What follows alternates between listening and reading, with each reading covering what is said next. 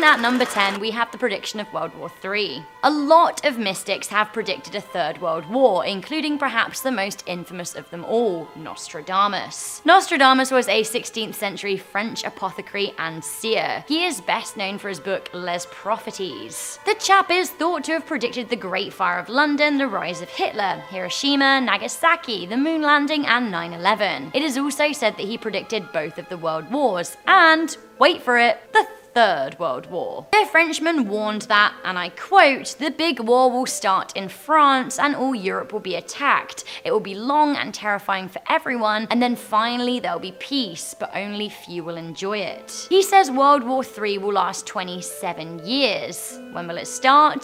2018, apparently. Great. Oh, and he also warned that there'd be a horrible earthquake and a volcanic eruption this year. We'll get back to that one later. Both more tangible and practical than Nostradamus' warning, we have a well-meaning warning from ancient Japanese people that has largely been ignored. Coming into number 9, we have the Great Awakening in the Age of Aquarius. On November the 26th, 1977, a scary alien voice interrupted a British TV broadcast at 5:10 in the afternoon on ITV. Hijacking the Hannington transmitter, a scary speaker interrupted transmissions for 6 whole minutes, claiming to be an alien called Virillan from the Intergalactic Association. With a distorted voice, Virillan says that all weapons of mass evil must be removed. He warns humanity that they have a short time to learn how to live together in peace. The voice implored viewers to remain peaceful so that we could be part of the Great Awakening in the Age of Aquarius. The hijacker was voice only, and later ITV called the hijack a breakthrough in sound. Now, the identity of the hijacker has never been found, but afterwards, tongues were firmly set wagging. A lot of alien conspiracy theorists hailed the interruption as a message from aliens of the future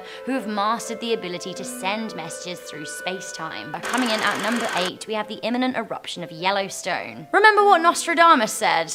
Well, think about that when we talk about Yellowstone. The Yellowstone volcano is a supervolcano waiting to blow. The information isn't anything new. Scientists have been warning people for years. Now, the last time the volcano erupted was 6,400 years ago, roughly 6,400 years after its previous explosion. Notice the pattern there? Honey is due. If and when this supervolcano blows, it will be devastating for almost the entirety of the United States and parts of Canada. The ash would fall as far as Washington, D.C. and Toronto. Salt Lake City, Denver, and Casper are total goners. Things wouldn't be looking great in Albuquerque, Kansas City, or San Francisco either. Now, the volcanic ash would be the main issue, choking people and devastating agriculture whilst polluting water supplies. While we know about the volcano, for some reason, cities keep being developed within the immediate destruction zone. The same thing actually goes for Italy. Remember Pompeii and the disaster that happened back then? Romans kept on building around Vesuvius. Nostradamus had a few terse words about that too. Coming in at number 7, we have a climate warning from 1847. George Perkins Marsh, a Vermont congressman and America's first environmentalist, predicted the horrors of climate change a long time ago. In mid-19th century language that's slightly turgid to our modern ears, Marsh basically warned that if we keep on burning fossil fuels and messing with natural environments, like with swamp draining and deforestation, we would screw over ourselves in the future. In a speech delivered to the Agricultural Society of Rutland County, Marsh acknowledged the effect human actions was having on the climate across the world. So his observations were way back in 1847, 171 years ago. Things have only accelerated over the past nearly 2 centuries, with humans burning more fuel and farming more animals and cutting down more trees than ever. Marsh, a revered scholar and writer who studied his whole life and spoke over 20 languages, was largely ignored in his lifetime. Although more and more people are awakening to the perils of climate change, his warning is still not totally heeded today. Around 15,000 scientists have agreed that we are already past the point of no return when it comes to climate change. So sad at number 6, we have the warning of a cockpit catastrophe. A lot of the warnings or predictions, as you may consider them to be, came decades or more before the disasters they could avert, but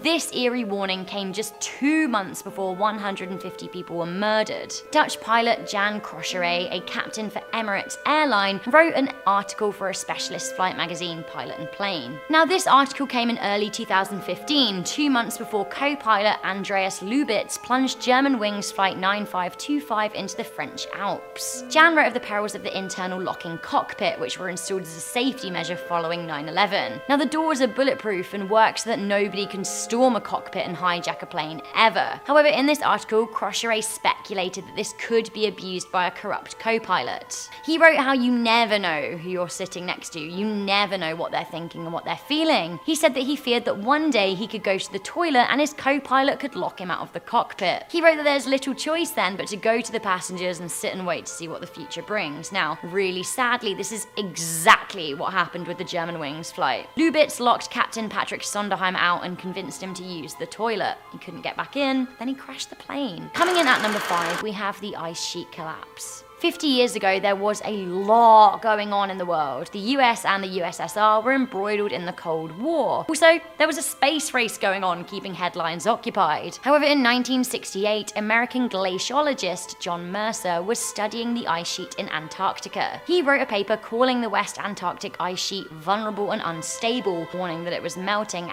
and as a result, sea levels were rising. Ignoring this warning for decades until new studies did conclude the same thing, scientists are now scratching their heads at what they can actually do about it. The ice sheet holds enough water to raise global sea levels by 3 meters, which when you think about how much water there already is on Earth is a lot. Mercer discussed the rate at which the ice was melting, which has now more than doubled, so the ice is melting faster than ever. As we keep on burning fossil fuels and prioritizing beef production, this temperature of the world is continuing to rise. Yeah, we'd be in trouble if the West Antarctic sheet melted, but if all of the ice caps melted, well, this is what the United States would look like. There again, we have Europe, Asia, and Australia. As you can see, things aren't looking great. Now, this warning was one of the reasons the Paris Agreement of 2015 was drawn up, which commits the world to limiting warming by just 1.5 to 2 degrees. Now, unfortunately, President Trump wants to withdraw from this agreement. I don't know about you, but losing the world's most famous cities to the ocean is a pretty scary thought, especially when we've been warned about it. Coming into number 4, we have asbestos and the death of millions. So what is asbestos? It is a naturally occurring fibrous mineral that is known for its strength and resistance to fire. Sadly, as good as it seems for insulation, inhalation of its fibers causes cancer.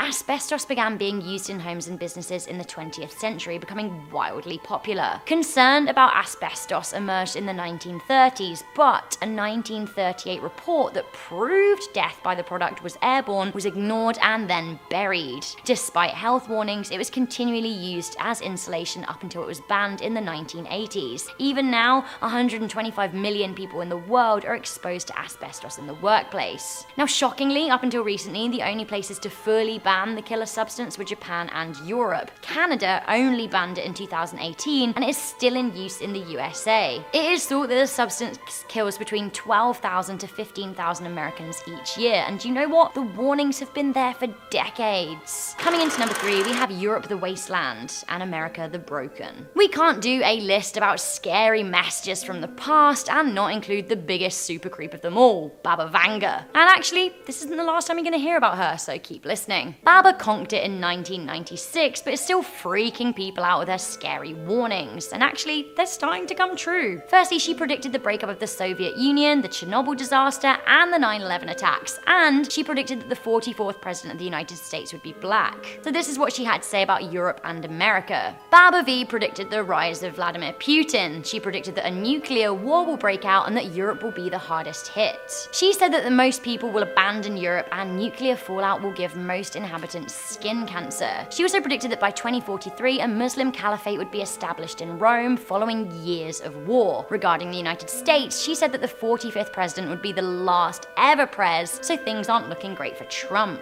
She also said that he would divide the North and South and ultimately bring down the country. Thanks for that, Babs. You're always a ray of sunshine. Alright, next up we have one of the biggest historical warnings of all time. We have the Nazis at number 2. The rise of Adolf Hitler, his manipulation of the National Socialist German Worker Party, his establishment of a dictatorship in the Third Reich is one of the most historically interesting and devastating things to ever happen to humanity. The way Hitler managed to harbour social disquiet as political fuel, brainwash a nation, and enact ethnic cleansing was disgustingly artful and should serve as the biggest warning in social history that evil doesn't always arrive to you dressed as the devil, but often as a confident figure offering a better future. The rise of Adolf Hitler should have taught us to pay very close attention when a human both charms, cheats, and bullies their way to the top, manipulates the media, and singles out a race or religion for persecution. Did we learn our lessons from Hitler's Anschluss of Austria? If so, shouldn't Vladimir Putin's annexation of Crimea be a red light? Should China's one-party state worry us? Should we worry about Trump inviting only preferred news publications to his press conferences? Should we be worried about asking to present our social media passwords to custom officials? And should we be worried about Kim Jong-un? It isn't necessarily the Nazi years that should be the warning to us, it is the years of discontent leading up to the Third Reich that are a particular concern here. A 1997 BBC documentary film series called The Nazis: A Warning from History was released, and honestly, it is such a good watch. Nazis and World War II destroyed a lot, but imagine what a modern day Hitler could do with nuclear weapons. Warning!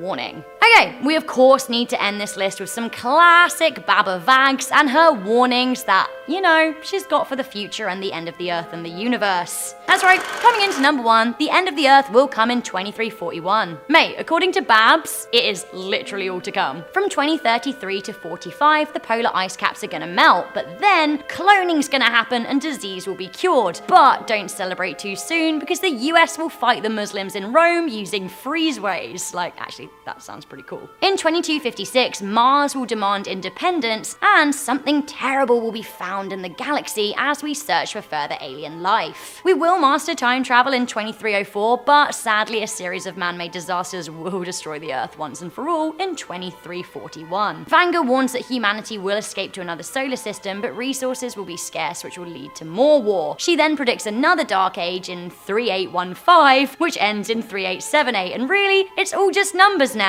By the year 4674, humans and aliens will have started breeding with a universal population of 340 billion. Sadly though, the universe party is all over in the year 5079, or so she warns. Bit of a buzzkill, isn't she? Dinosaurs walked the Earth for 165 million years, but humans have what, 23,000 years on Earth, then 2,000 more in space, and then it's all over. Can these warnings and predictions be changed if we play nice? That's the question on everyone's lips. Number 10. John Titor. In November of 2000, there was a huge uptick in activity on the Time Travel Institute forums, which is still a website with some interesting reading material. In between all of the crackpot theories was a group of posts that seemed a bit too detailed to ignore. A man named John Titor was posting, and he claimed to be from the year 2036, and was sent back in time by his government to the year 1975 to retrieve an old IBM computer. They needed it for some debugging back in his home time. But as a little time vacation, he decided to stop off in the year 2000 for some fun. The posts on the forum detailed the technology he used to travel, along with future events like a US Civil War in 2012 and a Third World War in 2015.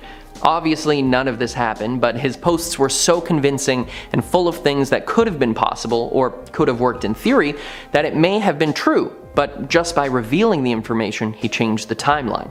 We can't disprove any of the things he said, and no one has heard from him since. In our number 9 spot today we have The Bookstore. In 1996, a man and his wife were out in Liverpool doing a bit of shopping. The man's wife went into a bookstore, and instead of accompanying her there, he wandered off down the street in search of a CD store. As he strolled down the street, he began to notice everything getting quiet. After this, he noticed a van that looked like it was from the 1950s that honked and swerved around him. At this moment, he realized that he was somehow standing in the middle of the street, and that everyone around him was dressed in 50s styled clothing. Like anyone would be in this situation, he was super confused, and he went to head back to the bookstore where he had left his wife, but when he turned around, the bookstore didn't even exist anymore. Where the bookstore was a minute ago was now a women's clothing store, and as soon as he did, it turned back into the bookshop he had initially left his wife in. He was back in 1996 and could not figure out what the heck had just happened to him. After After this whole ordeal, he also learned that the clothing store he had seen and gone into hadn't existed since the 1950s either. Whether this is a real time travel story or there's some sort of other explanation behind it, that poor man was probably absolutely terrified.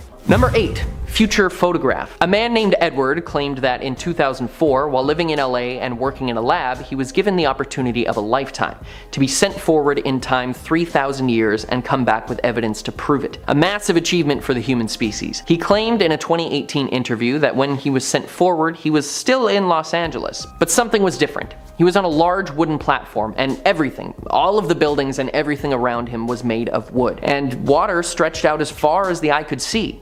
When he looked down, he saw the remnants of LA under the water. He claimed that climate change had destroyed the planet and water levels had risen to devour the entire city, and he has a photograph to prove it.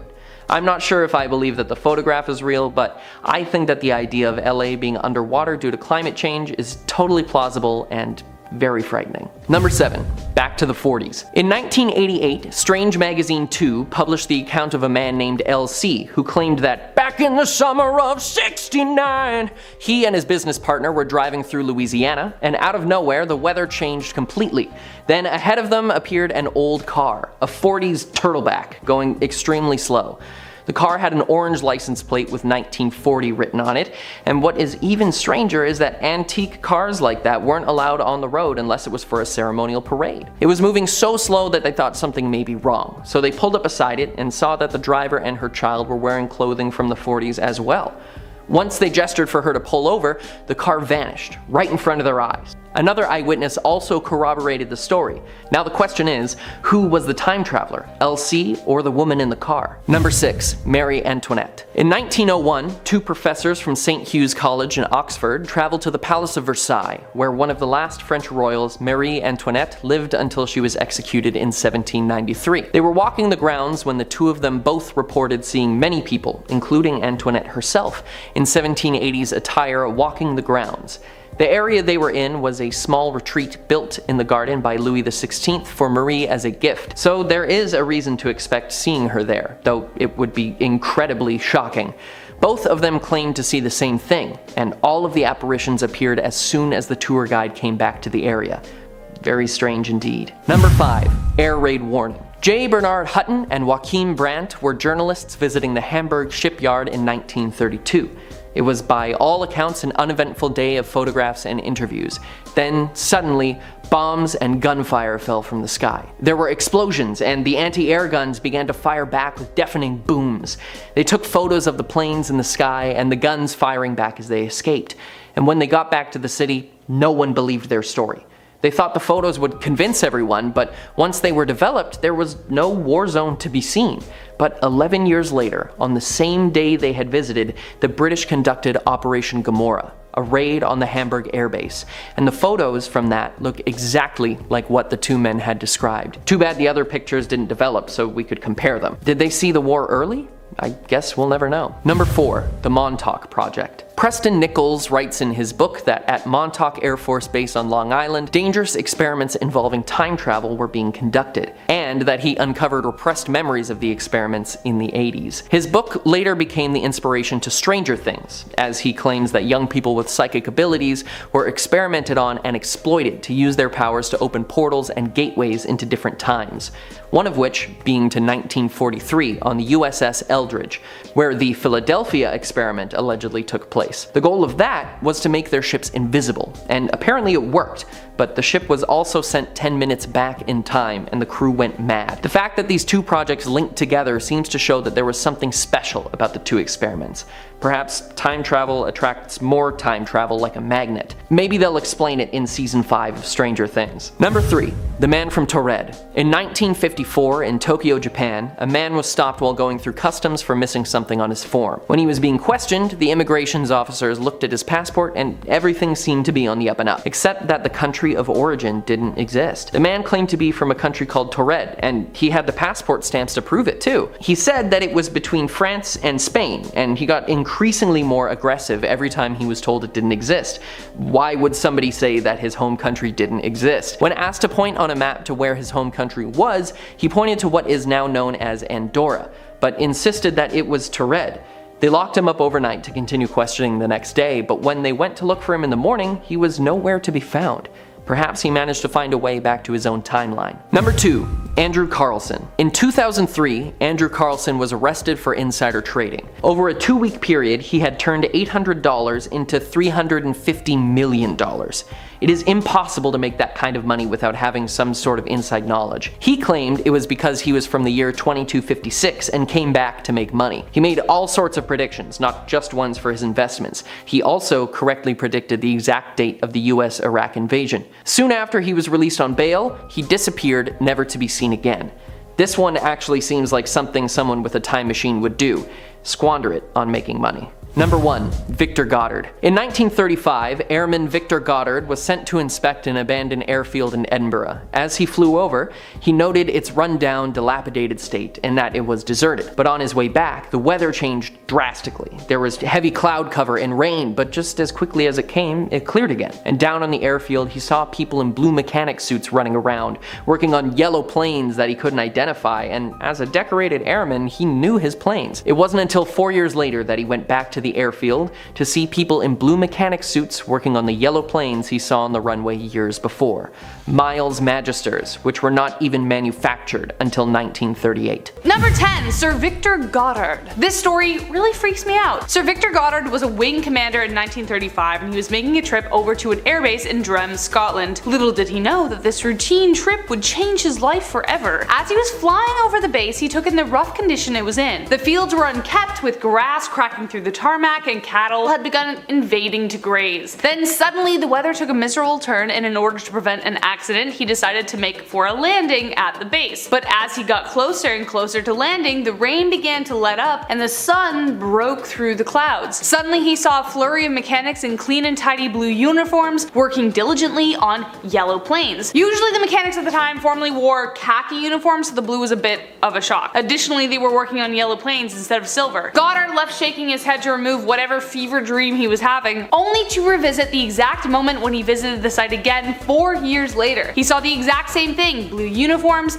yellow planes, and had to deal with quite a fierce bit of deja vu. Ever since this story came to light, it's not hard to believe he traveled into the future, or back in time. Coming in at number 9, we have a warning from the Egyptian tombs. The Curse of the Pharaohs. Classic. The curse of King Tutankhamun's tomb warned people off disturbing it for thousands of years. King Tutankhamun died in 1400 BC and was buried in a chamber in Thebes in Egypt. When his body was buried, the ancient Egyptians wrote a warning, as they did on many other burial chambers. Fast forward around 2,500 years and Lord Carnarvon and Howard Carter's team ignored the warnings and entered King Tut's tomb in February 1923. This is really when the trouble began to start. It seems the curse was very much unleashed despite thousands of years of dormancy. 9 people directly related to the excavation and tomb opening died shortly after the burial chamber was breached. This included the financial backer of the excavation, Lord Carnarvon, and 2 of his relatives. Similar cases of plagues and pestilence followed after opening other Egyptian burial chambers. I guess don't say they didn't warn you, because they did. I'm honestly not too sure if I believe in the curse or not, but I have to say it certainly is a worrying coincidence. Number 8. A mummy loves some Adidas. Discovering a mummy is a pretty big deal in itself, but discovering one with some pretty sweet kicks? One of the most unique and oldest pairs of shoes were discovered when a Mongolian mummy was unearthed. Her body was found in the Altai Mountains in Mongolia, and on her feet were a peculiar pair of shoes. They looked like trendy Adidas shoes. Now they aren't actually Adidas, but they do feature the signature striped style of the shoe. After the restoration, it was revealed that they were actually a pair of knee-high boots with a striped black and red pattern. They also featured decorated buckles and leather soles. Our ancient fashionista also carried with her a clutch bag, mirror, comb, a knife, and a saddle with the remains of a horse. So lots to do. Researchers estimate that she died due to a blow to the head. Interesting. I know, this may have taken the wind out of your sails, but considering they appear so similar to today's designs, could it be that she might have gotten her inspiration from a distant traveler? A traveler who sported remarkable striped leather shoes and inspired the 1,000-year-old seamstress? Number 7. The Philadelphia Survivor. The Philadelphia experiment is perhaps one of the most famous urban legends / conspiracy theories / actual historical event. For context, the Philadelphia experiment is an alleged military experiment that was carried out by the US Navy. In 1943, the USS Eldridge allegedly was made invisible and teleported from Pennsylvania to Virginia, either through time or parallel universe. What's the difference, really? The story actually originated in 1955 when ex-merchant marine Carl M. Allen claimed to witness the event. He sent a book full of handwritten annotations to prove it, though it might be a hoax. Who knows? Did this actually happen? Who knows? But the movie definitely did, and it did nothing to help the conspiracy theories circling the world. But a man named Alfred Bielek found the film incredibly life-changing, as while watching it, he realized who he actually was, the lone survivor of the experiment. After seeing the 1988 film, Bielek's memories came flooding back, and he was actually Ed Cameron, and he had been born in 1916. So if this was real, it ticks all the boxes. Parallel universes, time travel, aliens, Philadelphia, science. Number 6, The Missing Hotel. This one gives me like Howl's Moving Castle vibes. Could be because I watched it recently for like the 12th time, so I don't know. But a building that's there 1 minute and then gone the next? I don't know. A couple traveling Europe had a unique experience, one they will never forget despite history seeming to. This story was featured on a TV series called Strange But True. Two couples headed off to Spain in the 1970s to live their best lives, but time travel wasn't on the itinerary. They were on their way from England, passing through France when they decided to stop and search for accommodations. Everywhere in Montelimar was packed save one place that was simply labeled hotel. They got a room that was tremendously old-fashioned with no glass in the windows and no phone. But it was the breakfast the next morning that shocked them. The other guests were dressed in like outdated clothing, and their breakfast only came out to 19 francs, like, which was way lower than what they thought. Hey, that's a win. They took tons of pictures of the vintage hotel and planned on returning next time they were in Europe. But the hotel disappeared. When they looked for the hotel again, it was no longer there, and no locals knew what the heck they were talking about. Even eerier, their photographs did not develop, like it had all been a glitch. Number 5, the bridge opening. Next up, we have this picture. See if you can spot the one who is out of place. Found him? In case you missed it, we are talking about the gent dressed in the all too familiar type of like hipster style. He sticks out like a sore thumb with his thick black glasses, graphic t-shirt, and what looks to be some kind of hooded cardigan. This photo blew up across time travel enthusiast forums, like he's the ultimate hipster. The location of the photo was at the reopening of the Southport Bridge in Goldbridge, British Columbia in 1941. He also looks to be the youngest guy in the photo. Strange considering he would have been enlisted in the Canadian Army at that point. Correct me if I'm wrong. So why is such a young circa 2010 sporting gent standing at the Southport Bridge? Could it be he was sent back to document the event and was accidentally documented himself? Number 4, Andrew Carlson. This next one is for all my Game Stoppers out there who love that Robin Hood story. I did too. I really did. It sounds like Andrew Carlson pulled a Biff from Back to the Future though. Police arrested the 44-year-old in 2003 when he was somehow able to turn $800 into $350 million over 2 weeks. Like, that's the damn dream, man. Authorities believe that he must have had insider help, which according to Andrew wasn't exactly untrue. Andrew told the court that he was actually a time traveler from the year 2256, and that is how he knew. Obviously, who the heck would believe that ridiculous excuse? But wait, it gets weirder. Andrew disappeared without a trace. A month later, a mysterious benefactor paid $1 million buyout to get him out. On April 2nd, Andrew was supposed to meet with his lawyer, but he had entirely disappeared without a trace. No evidence of his existence could be found before the year 2002. Andrew, can you come back and just tell me how you did that? That'd be great, you know?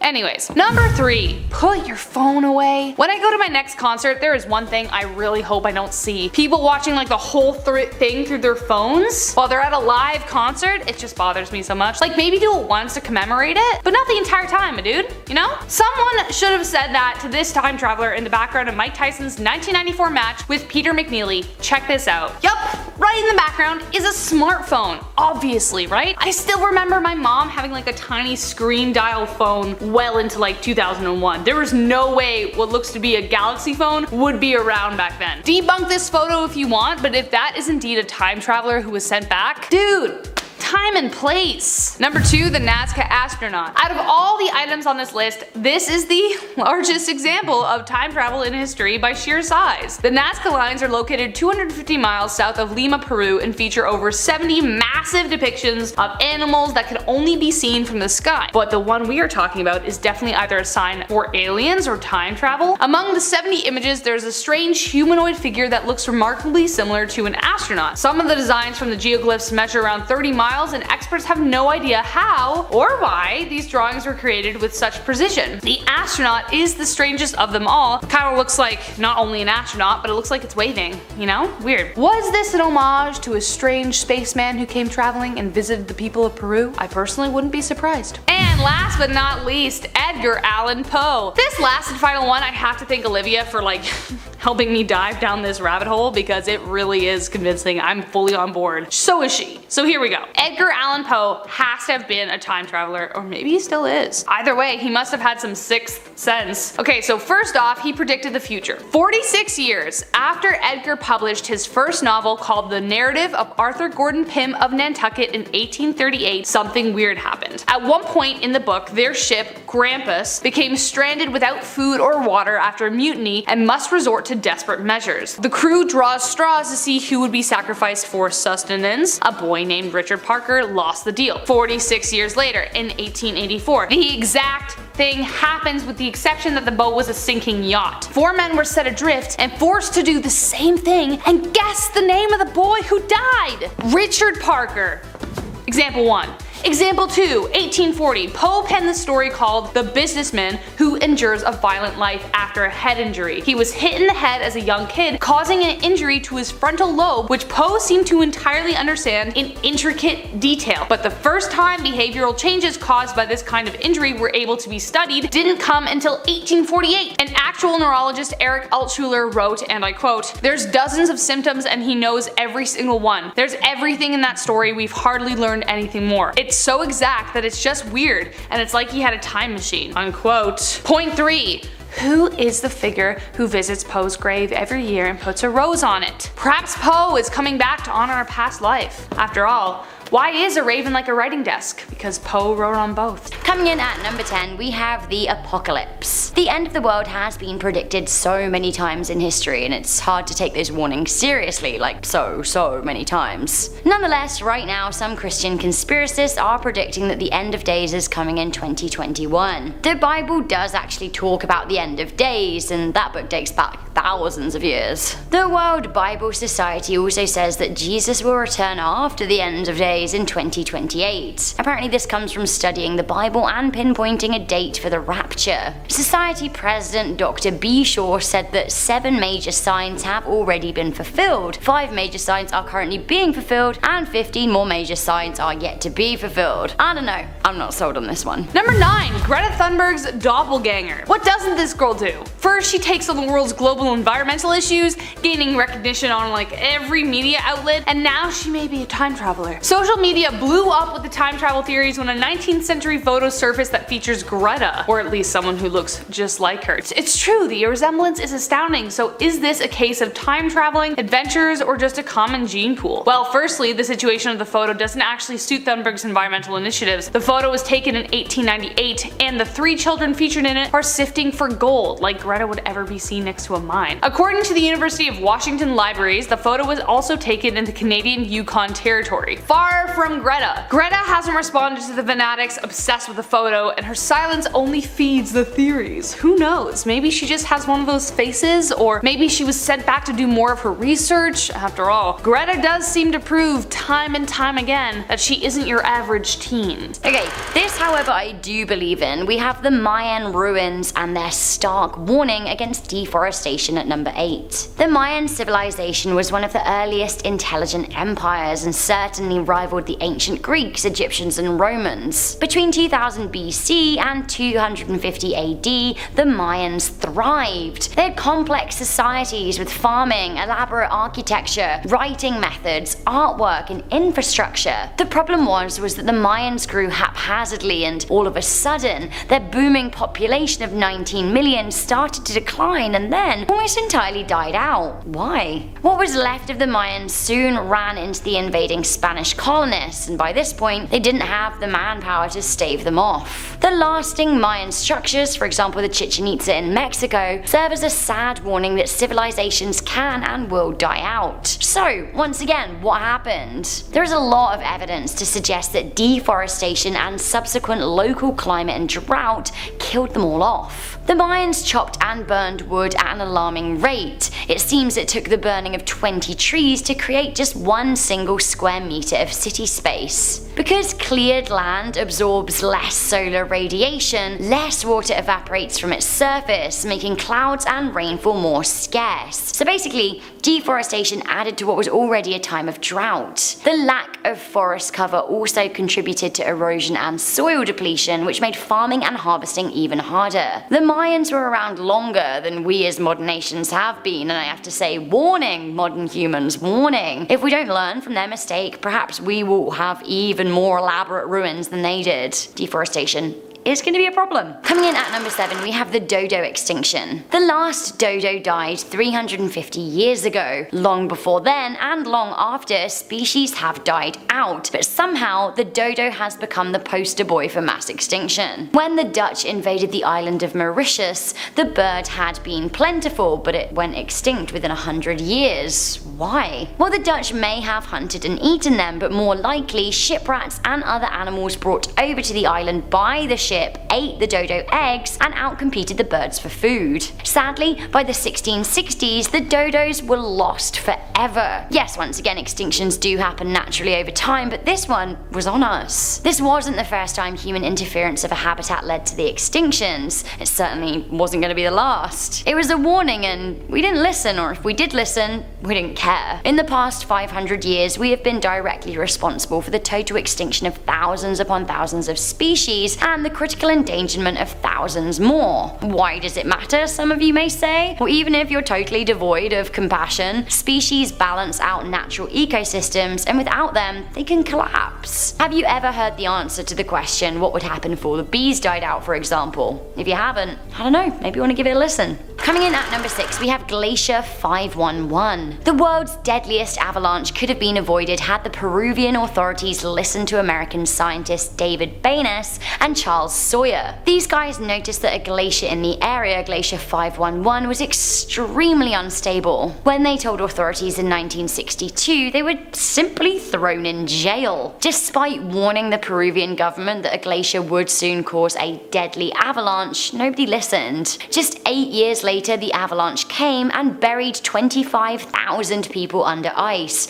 In total, there were 70,000 casualties. Coming into number 5, we have the warning of antibiotic resistance. Alexander Fleming was given a Nobel Peace Prize for his work utilizing penicillin to create antibiotics and cure serious bacterial illnesses. When accepting his prize in 1945, he warned us of a future where frequent and improper use of antibiotics could lead to superbugs. That warning has been echoed by medics across time, who warn that by not taking the right dosages of medicines, we can allow our bodies to become resistant to the drug. Then, it is possible for us to spread this resistant sickness to others, which is how a very, very dangerous pandemic could start, and we wouldn't then be able to cure it. If a post-antibiotic era does come, some estimate by 2050 it could kill more people than cancer. Coming in at number 4, we have the stark warning by Koji Minoura about Fukushima. Fukushima is described as the worst nuclear disaster in the world. I actually recently watched an episode of Dark Tourism with David Farrier, who I might, side note, be a little bit in love with, and he was on a nuclear tour and registered some insane off-the-charts radiation levels, even in the areas of Japan that the Japanese government have deemed safe. What is going on? So the Fukushima disaster happened in 2011 as a result of the tsunami and the Tohoku earthquake. It was entirely preventable if people would listen to not one, but 2 scary warnings. Koji Minoura had read an ancient poem that described an earthquake in the northeast of Japan. On investigating, he found that in the year 869 AD, an earthquake had erupted in the area of Fukushima. This earthquake erupted every 1,000 years or so, meaning that actually we were overdue, and those who built the nuclear plant must have known that, or they absolutely should have done. He warned people, they ignored him. He spent 20 years trying to warn as many people as possible, publishing his works in magazines. Again, his warnings fell on deaf ears. He and the ancient poem were proven correct in 2011, and now parts of Japan are in utter ruin or totally contaminated. Coming into number 3, we have The Simpsons. We've done a whole top 10 list of the ways The Simpsons predicted the future, so so I definitely encourage you guys to watch that. Either way, The Simpsons writer Matt Groening has been predicting the future for years. The Simpsons warned us about Siegfried and Roy's tiger attack 10 years in advance. We were warned about faulty voting machines, the NSA spying scandal, the Ebola outbreak, and they even predicted Donald Trump would be president long before he considered running. Lisa says that she inherited debt from her predecessor, Donald Trump. Let's hope that the economy part isn't a warning, just unfortunate non-coincidence. Coming in at number 2, we have the Cold War false warning of 1983. Some of you watching might not know about the night of September the 26th, 1983. A lot of us weren't even alive, but our parents and their parents probably were. Many of them may not have known that their lives were very nearly over. This was the night that the world almost ended. Lieutenant Colonel Stanislav Petrov was in charge of the Soviet Union's nuclear missile early warning system and the retaliation. In this early autumn evening, the bright red warning lights in his secret control station flashed. They were flashing to warn of an incoming missile from the United States. In the Cold War, the USA and the Soviet Union had a policy of mutually assured destruction. Now, Petrov kept his cool, unsure if the warning lights were a false alarm, as he only saw what looked like 5 missiles incoming. He had the sense to suspect that if Americans were going to strike unannounced, they would probably do so with more than 5 missiles. Rather than pressing his missile release button to fire back at the USA, he simply waited.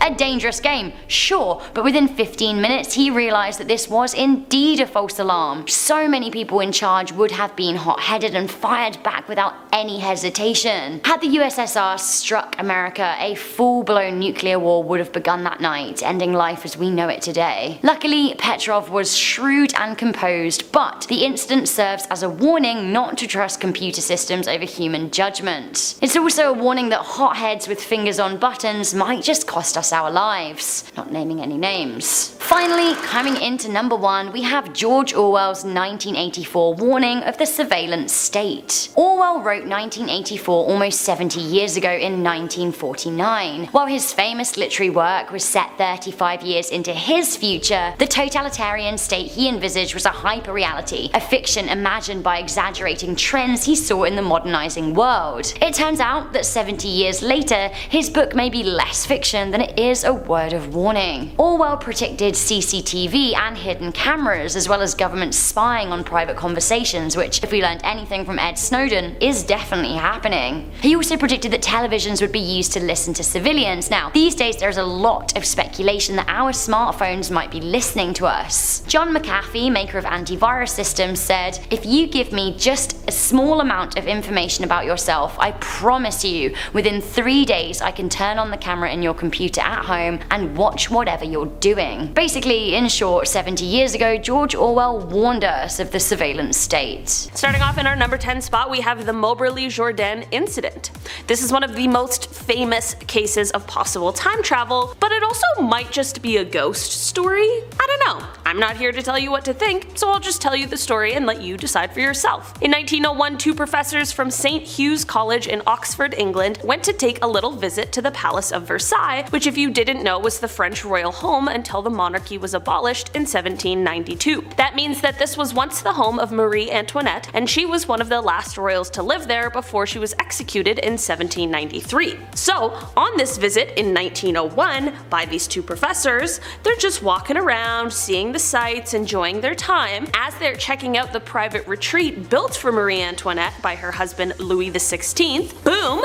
Out of nowhere, these 2 just see the Marie Antoinette sitting there, sketching away, dressed in 1780s attire. But not only her, there were a bunch of people also dressed in this same sort of way who seemingly just appeared out of nowhere. Just as quickly as they appeared, however, once the tour guide approached the 2 professors, all of the people vanished. The pair ended up writing a book about their experience, which was quite successful because of how grounded it seemed. Did they travel through time? Did they see ghosts? Or is this all just made up? Number 9. Hipster Time Traveler. In 1941, the South Fork Bridge was reopened in Goldbridge, BC, Canada. This photo was snapped to commemorate the event, and everyone out there seems to be dressed in their Sunday best, and no one paid any mind to it at all. But when it was uploaded to be part of the Virtual Museum of Canada, users found something odd, and it spread across the net like wildfire. In the back row of people, there's a man dressed in what one may now call hipster attire. Sunnies, and a graphic tee under a textured cardigan, and he even has the I couldn't care less hairstyle to go along with it. Some think he's from the future and inadvertently walked into the frame of this shot, and others think he's just some guy from the 40s who didn't get the dress code memo. In our number 8 spot today, we have Hutton and Brandt. In 1932, journalist J. Bernard Hutton and photographer Joachim Brandt were sent by the German newspaper to the Hamburg shipyard in order to do a story. Everything was going fine and well and normal and honestly kind of uneventful until things took a large, crazy turn. Both Hutton and Brandt realized that they were caught in an air raid and had bombs raining down around them. Brandt, like the dedicated photographer he was, snapped a few photos, but the pair quickly evacuated the area to get to safety. When they returned to central Hamburg all shaken up, no one believed their story at all. They got the photos developed in order to show their proof, but to their surprise, the photos showed no such thing that would suggest the story they were telling. With no evidence and no one around who would believe them, the pair had no choice but to just go on living their lives. 11 years later, however, Hutton was living in London and he opened up the newspaper one day to see what he never expected. The newspaper that day detailed the story of Operation Gomorrah, which was an air raid on Hamburg, and the photos in the paper looked exactly like what he had experienced 11 years earlier. Did these two somehow end up getting teleported to a time 11 years later while they were out doing that story that day? I truly don't know what other kinds of explanations there could be. In our number 7 spot today, we have Live Your Lie. A guy on TikTok who goes by the username Live Your Lie has begun to post videos claiming that he is a time traveler from the year 3036, and he offers his warnings to all of us. He tells his followers that they are as free as they will ever be right now, and that our kids won't even see freedom. He says, "So suck it up, because as simple-minded as your time period is, you got it pretty good, you just don't know it."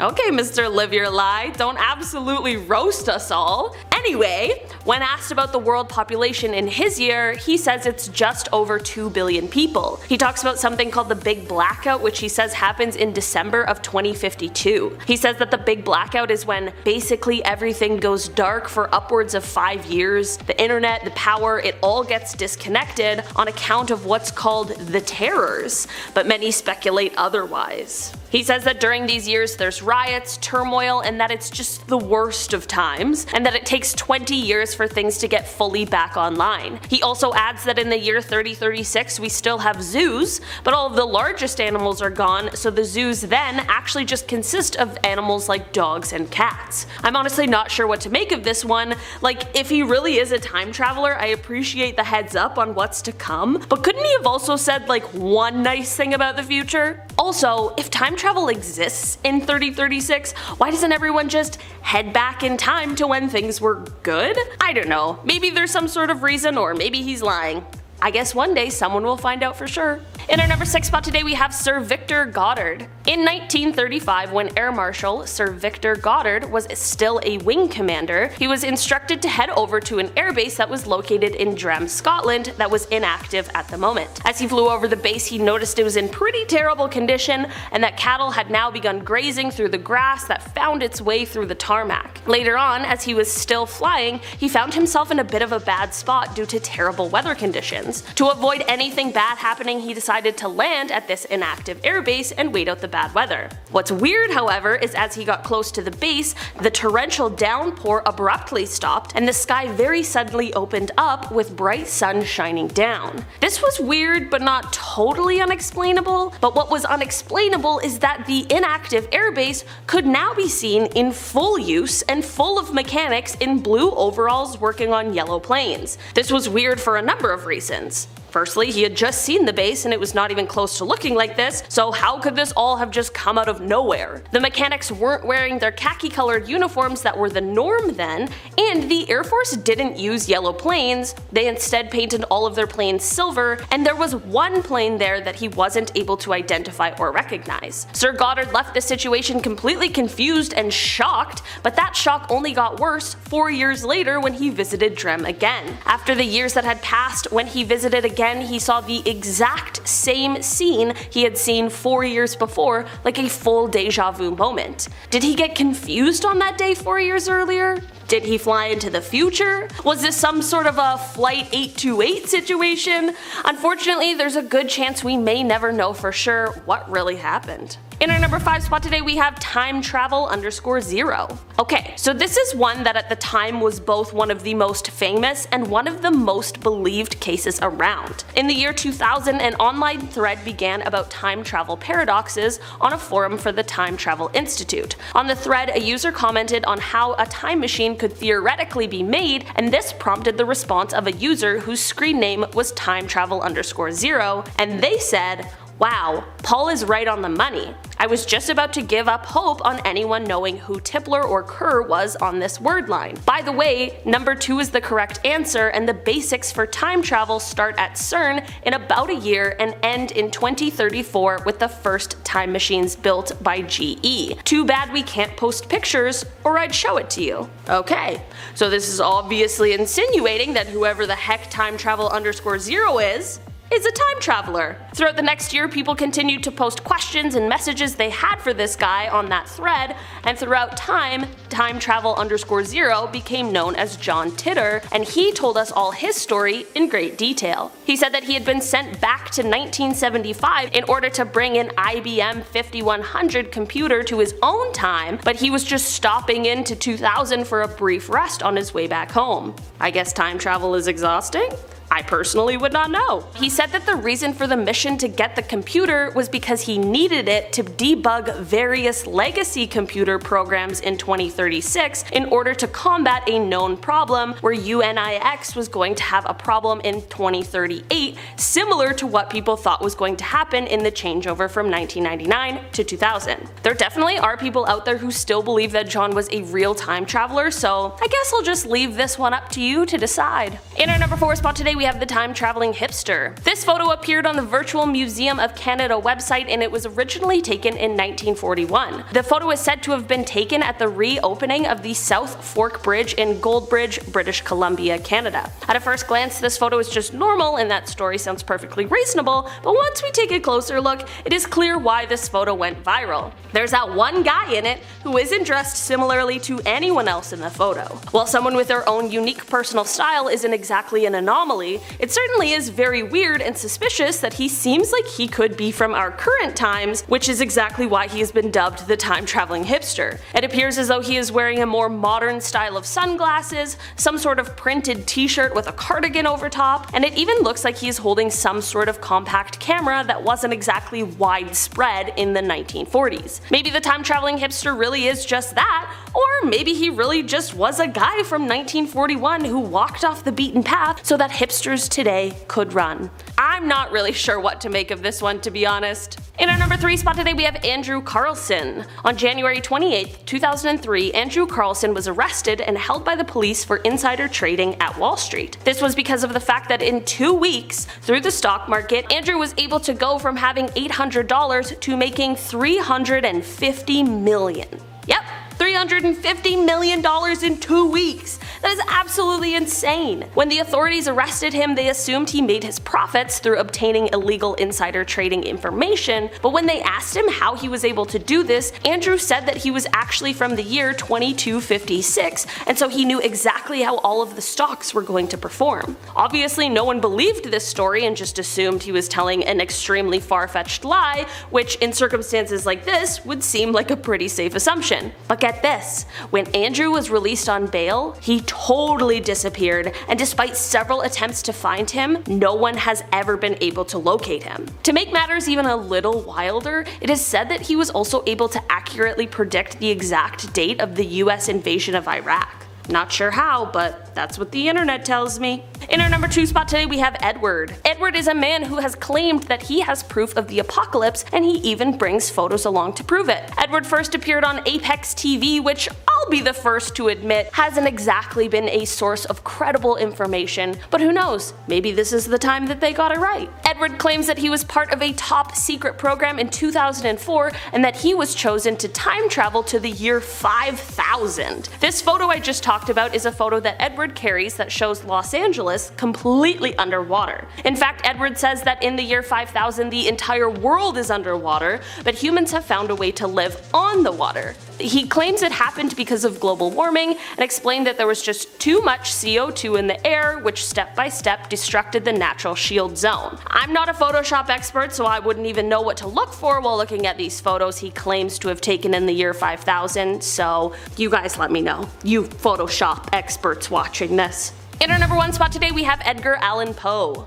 Okay, I'm not gonna lie, before I started making this list I was not convinced that time travel would be a possibility, but after making this list, I think I might be convinced that Edgar Allan Poe is a time traveler. Seriously, just hear me out on this one. There are 2 main examples why, and I'm gonna do my best to keep them concise. So firstly, Poe's only completed novel was published in 1838, and it tells the tale of mutiny on a whaling ship lost at sea. The men on the ship realize that they need to resort to some extreme measures in order to stay alive, so they begin drawing straws to see who they're going to sacrifice for food. A boy named Richard Parker drew the shortest straw, and therefore he became the next meal. Okay, so let's fast forward 46 years to 1884, and in real life there are now 4 men who have been set adrift after the sinking of a yacht. These men found themselves in a similar predicament to the novels, and I kid you not, they ended up taking the same route and elected to take the life of and then eat a cabin boy. The cabin boy's name?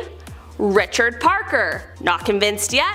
Well, what if I told you that he accurately predicted a scientific advancement before it was even known by, well, scientists? In 1840, Poe penned the gruesome story The Businessman, in which the narrator suffers a traumatic head injury as a child and later lives a violent life. The weird thing about this story is that he was able to grasp frontal lobe injury so well before it was even a thing that was able to be greatly studied, as the first time behavioral changes caused by this kind of injury were able to be studied didn't come until 1848. An actual neurologist, Eric Altschuler, wrote, "There's a dozen symptoms and he knows every single one. There's everything in that story, we've hardly learned anything more. It's so exact that it's just weird. It's like he had a time machine." Coming into number 10, we have an assassination warning from the year 4932. Apex TV, as you'll soon discover, are the gift that keep on giving. They make paranormal videos and are basically a conspiracy theorist's wet dream. In December 2017, they published an audio clip purportedly sent in to them by a time traveler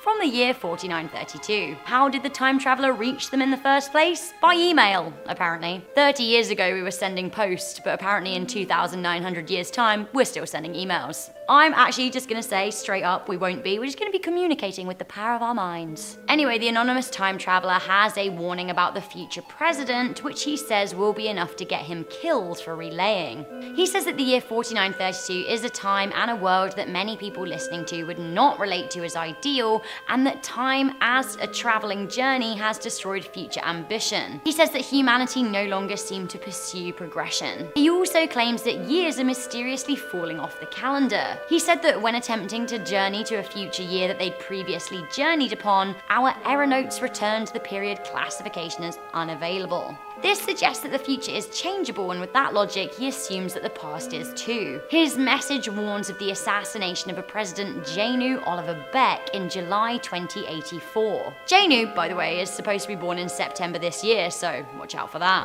The time traveler says he must never be elected because he must never be assassinated. Apparently the president was also a philosopher before taking office, and he managed to prove the existence of a god. The time traveler said if we preserve his philosophy, we will preserve the future of humanity. He ended the message by saying a number sequence: 16, 8, 4, 4, 8, 4, 4, 4, 8, 8, 4, 8. Now this has stumped Apex TV viewers. The video has had over 2.6 million views, and none of them know what the weird numbers at the end mean. Coming into number 9, we have the Tsunami Stones. Some things aren't written in stone, but these ancient warnings were. Still, some people chose to ignore them, leading to thousands of deaths. Japan is amid 4 tectonic plates, making it extremely vulnerable to natural disaster. Japan has a huge coastline, and when earthquakes happen in the ocean, they generate tsunamis. Hundreds of tsunami stones dot the coast of Japan, dating back over centuries. Now, these stones warn future generations where not to build in case of disaster. One stone reads, "High dwellings are the peace and harmony of our descendants. Remember the calamity of our great tsunamis. Do not build any homes below this point." Pretty loud and clear, right? While some of Japan's historic disasters may have gone undocumented, these stones speak volumes as to the devastation they must have caused. Residents of Aniyoshi heeded their ancestors' warnings and never built below the stones. They were fine in the tsunami. Sadly, a lot of developers ignored the ancient warnings around the coast, especially during the social boom years following World War II. Thinking that seawalls and modern tech was enough to save them, many built below the stones. And don't say they didn't warn you, because none of these settlements survived the 2011 tsunami. This tsunami was totally devastating, and it is estimated that over 20,000 people died. Next up, we have a warning from the past and present that will one day very much affect our future. Coming into number 8, we have the drunk traveler. Do you know what? I might try this one. In October 2017, police officers in Casper, Wyoming apprehended a drunk who claimed to be a time traveler. This self-confessed time traveler had a message of warning too. Now, this warning wasn't beer and liquor never sicker, which is a shame because I think he could have used some advice there. His warning actually said that aliens will arrive in the year 2018 and cause havoc. The drunk man said that he was from the year 2048 and he was able to time travel because, and I quote, "aliens filled my body with alcohol." Alright then. Coming into number 7, have we been sent a message from the future from a nearby star? Okay, when are we going to stop naming our stars insane letter combinations? This star is HD 164595, which really isn't very catchy. This star is a G-type star 94.35 light years away from Earth. In 2015, we seemingly received a message from something in the vicinity of this star. The signal was only heard once by the Ratan 600 radio in Russia. It was not reported to the rest of the world until 2016. Now, the announcement came as part of the Breakthrough Listen project, which is now scanning the nearest 100 galaxies for transmissions. This star has been of interest to humans because it is in a habitable zone. A lot of theorists are suggesting that the message could be from a future form of humanity or even aliens. Coming into number 6, we have Noah.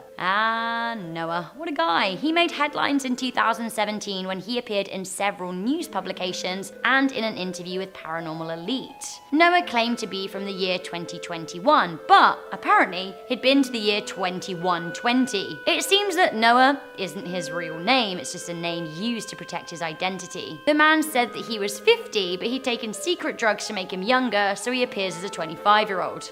Good. Great. In a video for Paranormal Elite, he says his sole objective was to prove that time travel exists. He said that it was invented in 2003 but was only used by top secret organizations. Time travel was then publicly released in 2028. He said that he works for the government in 2021, but unfortunately he's been fired, meaning he can't get back to his time. He says that flying cars exist in 2021 and people love virtual reality. He also says that in 2021 the US president is still Donald Trump and that the sky is red with global warming in Las Vegas in 2120. He also claims that North Korea is a huge threat to the world in 2030. Coming into number 5, we have John Titor, who had some worrying words for America. John Titor claimed to be an American military time traveler from 2036, and he wrote on a number of blogs and bulletin boards between 2000 and 2001. He started with the Time Travel Institute forums. John's words were so impactful and garnered so much attention that countless works of literature and music have been inspired by them. His story is long, so I just want to give you the cliff notes. He basically says that the USA breaks up into 5 smaller constituents as a result of civil war. He also says that humans create a miniature black hole and that World War III would be erupting soon. Although his message very much panicked people 18 years ago, a lot of the things that John said would have happened by now haven't yet happened. He explained at the time of his warnings that the future was changeable, and a lot of people think that by spreading his his warnings in the first place, he actually created a new timeline of events. Some people were so wrapped up in his narrative, they created the John Titor Foundation. Up next, a lot of people think that our next warning from the future also came from John using a different name. At number 4, we have the Y2K bug scare. A lot of people pin down the Y2K scare to a number of faxes received in 1998 by Coast to Coast AM. Basically, a lot of people were concerned that come the year 2000, computers would just break down and all hell would break loose. An anonymous time traveler faxed into the show saying that Y2K is a disaster and that the government had to take control using martial law. The time traveler wrote in by fax, which, yeah, cool, I'm sure we definitely are still faxing in 2034. The time traveler warned that people suffer in the future because they forget their basic survival skills, and you know what? I can kind of see that. As we know, the Y2K bug didn't happen, but some people were super scared. Coming into number 3, we have a 2016 computer virus. In December 2016, swathes of people around the world reported a scary computer malfunction that they assumed was a virus. People's internet browsing or Netflix viewing was interrupted by text from a man who said he was from the future. The text was patchy and mismatched, but eventually, through crowdsourcing, it was pieced together. The full text claimed to be from a man who said that he was a chronoquantum technician whose work had been banned. He said it was because, and I quote, to prevent me from doing exactly what I'm doing now, at long last sending a warning to our ancestors. He said that humans are taking a path into darkness, and it all began in the late 20th century when humans started accepting crimes and absolutely inhumane practices. He claimed all of the last 4 United States presidents were corrupt and blindsided people into accepting cruelty. Because humans were so stupid as not to realize what the politicians were up to, the hacker from the future claimed that we, your descendants, have lived in squalor, rancor, violence, and despair all of our lives for generations. Coming into number 2, we have the unrecognizable humans of 2987. Apex TV interviewed this guy in Armenia. Now, he said that he was employed by the Soviet in 1987. They wanted to send him and a group of fellow time travelers back in time to the 1600s. The machine that they invented was allegedly called the History Corrector,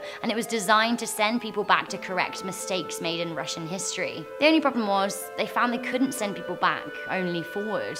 As a result, the man was sent forwards in time by 1,000 years to 2987 using a special watch. He said that in little under 1,000 years, people are unrecognizable and almost mechanical. They're covered in devices and strange clothing. He said that people don't move, they levitate and apparate. He said that people are busy and emotionless and unhappy. He said that there are only 4 countries that exist: the Asian Federation, the Soviet Union, America, and a mysterious country called RA. Good news though, people do travel to Mars, and it's supposed to be really lovely in 1,000 years, so get me there. Finally, bad news for you guys living in the City of Angels, because LA is going to be underwater in the year 5000. I really feel like Busted called it when they said that they'd been to the year 3000 and not much had changed, but they live underwater, and then they met a really hot great-granddaughter. It was great, it was a good time. Maybe they're the real time travelers here. Seriously though, one time traveler called Edward offered a scary vision of the future. Speaking to our mates at Apex TV, who else, Edward said that he worked on a top secret experiment in 2004 which allowed him to time travel to the future.